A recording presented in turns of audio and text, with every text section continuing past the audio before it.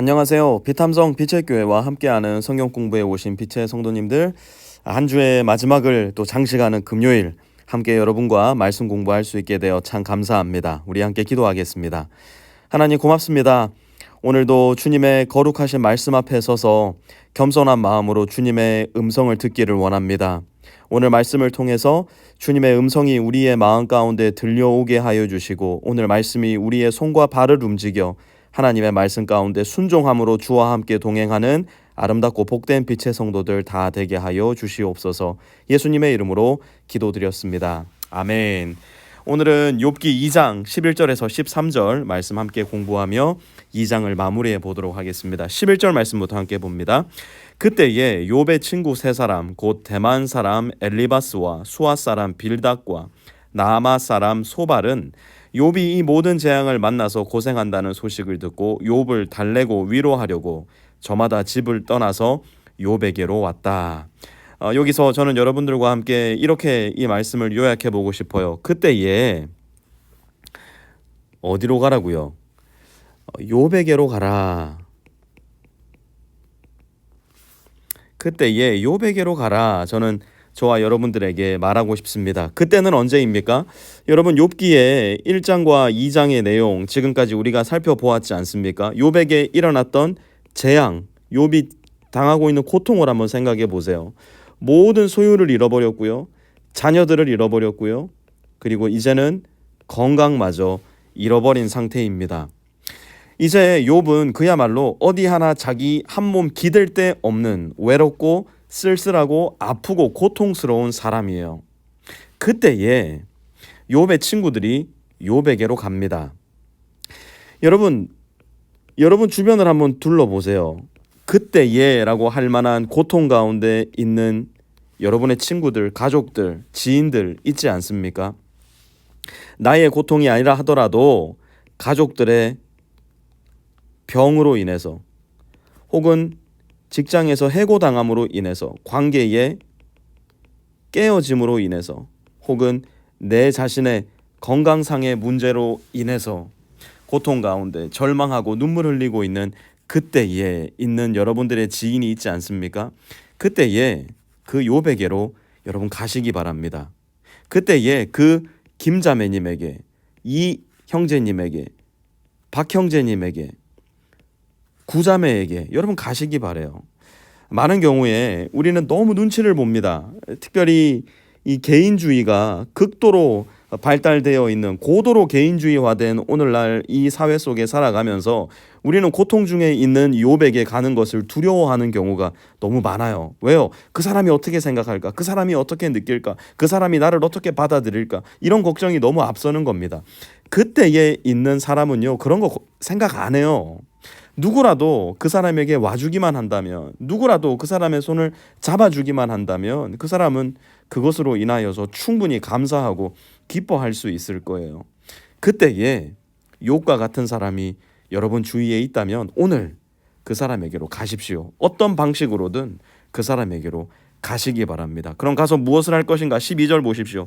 그들이 멀리서 욥을 보았으나 그가 욥인 줄 알지 못하였다.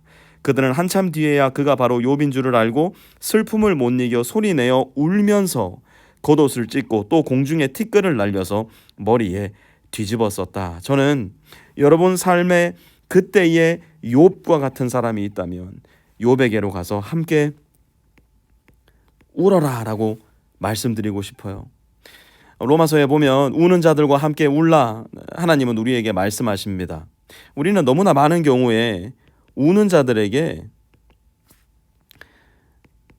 면박을 줍니다. 어떤 식으로 면박을 줍니까? 제가 어젠가요? 어제 그저께도 말씀드리지 않았습니까? 밥맛 없는 그리스도인이 되어버립니다. 더 나아가서 이제 그만해야 되지 않겠느냐고, 그만큼 슬퍼했으면은 이제 되지 않았느냐고, 이제 그만 좀 거기서 나오라고 우는 자들 앞에 가가지고 막 면박을 주고 우는 자들의 마음과 함께 하기는커녕 우는 자들의 마음을 더 우는 사람들로 만들어 놓는 경우가 너무나도 많이 있는 것 같아요. 제가 얼마 전은 아니죠. 한참 전에 어떤 그 뉴스를 보다가 거기에 어떤 한 정치인이 나왔어요. 정치인이 나왔는데 이렇게 세월호 리본을 달고 나왔습니다. 그랬더니 거기에 있는 사람 중에 한 분이 무슨 이야기를 하냐면 그거 좀 떼라는 거예요. 이거 지겨워 죽겠다는 거예요.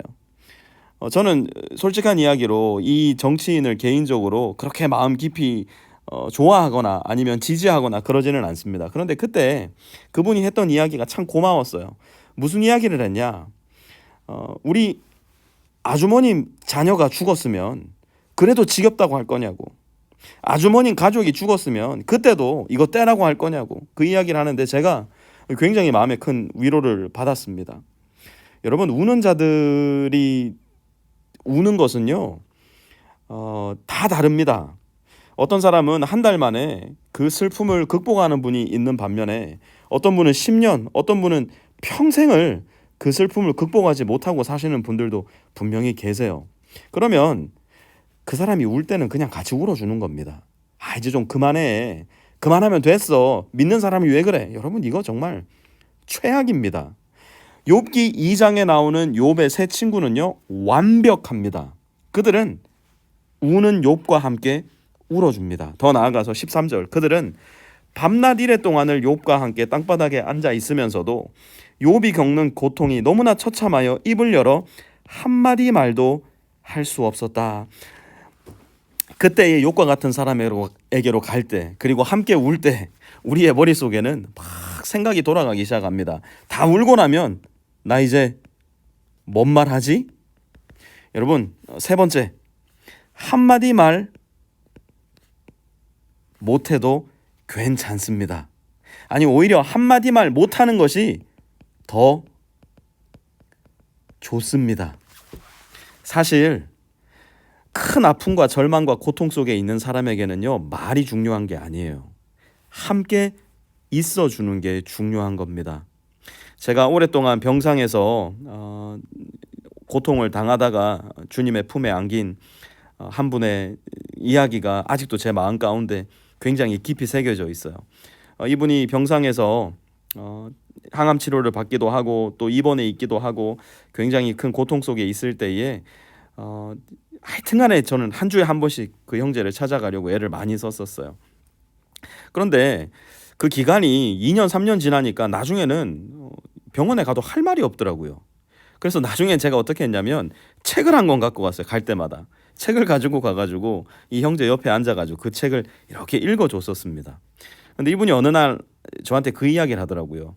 목사님은 병원에 와서 쓸데없는 얘기 안 해서 참 좋대요. 그게 무슨 말이에요? 그랬더니 이번 주에 어떤 분이 오셨는데 그분이 그런 이야기를 했대요. 형제, 지금 이렇게 아픈 게 다 하나님이 형제 축복해 주시려고 그러는 거라고.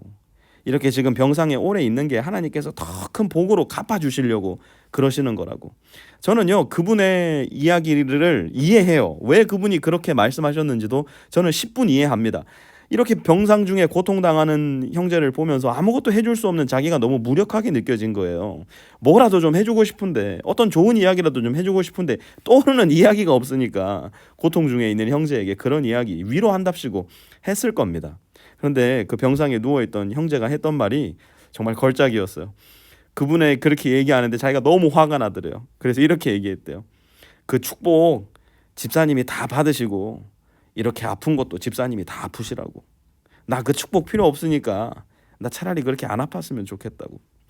우리는요, 고통당하는 사람 앞에서 말로 인해 실수할 때가 참 많아요. 욥의 친구들을 보세요. 한마디 말도 할 수 없었다. 물론 이제 4장에 가서부터 보면은 분위기가 바뀝니다. 그런데 욥의 친구들이 최고의 컨디션을 욥 앞에서 유지하고 있었던 것은 바로 욥이에요. 2장에 등장하는 욥의 세 친구들. 울면서 한마디 말도 하지 않고 있었던 그 상태가 욥에게는 가장 위로가 되고 욥에게는 가장 큰 힘이 되었던 순간이었어요. 여러분, 그때에 욥에게로 가십시오. 고통당하는 김 집사님, 이 형제님, 박 형제님, 구 집사님에게 가십시오. 그리고 함께 울어주십시오. 아무 말 안 하셔도 괜찮습니다. 아무 말 안 하시는 게 더 좋을 때가 있습니다. 단순히 내가 함께 할게요. 뭐든지 필요한 게 있으면 저한테 알려주세요. 그렇게만 이야기하더라도 그 욥과 같은 고통을 당하는 형제와 자매에게는 엄청나게 큰 힘이 될 겁니다. 우리의 존재 자체가 그들에게 위로가 되고 우리가 함께 울어줌으로 인해서 그들의 눈물의 양이 조금이라도 덜어질 수 있다면 여러분 우리 기꺼이 함께 울어야 할 거고요. 우리 교회 교우들 중에 여러분들 지인 중에 우는 사람이 있다면 절대 홀로 두지 마십시오. 가서 함께 울어주고 여러분의 존재로서 위로해 주실 수 있는 욥의 친구들이 했던 바로 이 완벽한 위로와 완벽한 힘을 북돋우는 일을 우리도 누군가에게 오늘 할 수 있는 존재가 될 수 있기를, 또 우리의 인생을 통해 바로 그러한 존재가 되기를 우리 주님의 이름으로 부탁을 드립니다. 하나님 고맙습니다. 그때에 욥과 같은 사람에게로 갈 수 있는 용기를 주시고 함께 울게 하시고 100마디 말이 아니라 나의 존재 그 자체로 어려움을 겪는 나의 형제와 자매, 친구와 가족들에게 위로와 힘이 되게 하여 주시옵소서. 내가 홀로 있어 내가 고통 중에 있을 그때에 나에게로 오신 예수님을 우리가 기억할 수 있게 도와주시고 나의 아픔을 거저 가져가 주시고 나의 눈물을 닦아 주시고 100마디 말이 아니라 십자가의 그 무언의 고통으로 나와 함께 하신 예수님을 기억함으로 말미암아 나도 누군가에게 나에게 예수님이 했던 그 사랑과 섬김과 나눔을 함께 할 수 있는 주님의 복된 자녀 될 수 있도록 하나님 은총 베풀어 주시옵소서. 하나님 오늘도 눈물 가운데 주님 앞에 기도하는 우리 빛의 성도들이 있습니다. 그들의 마음을 주님께서 위로하여 주시고 우리 빛의 또 다른 성도들이 그들에게로 나아가서 함께 울어줌으로 말미암아 큰 위로와 힘을 얻게 되는 일이 일어날 수 있도록 아버지 하나님 우리 모두를 사용하여 주시고 우리 모두가 주님 안에 더욱더 하나 될 수 있게 하여 주시옵소서. 예수님의 이름으로 기도드렸습니다. 아멘.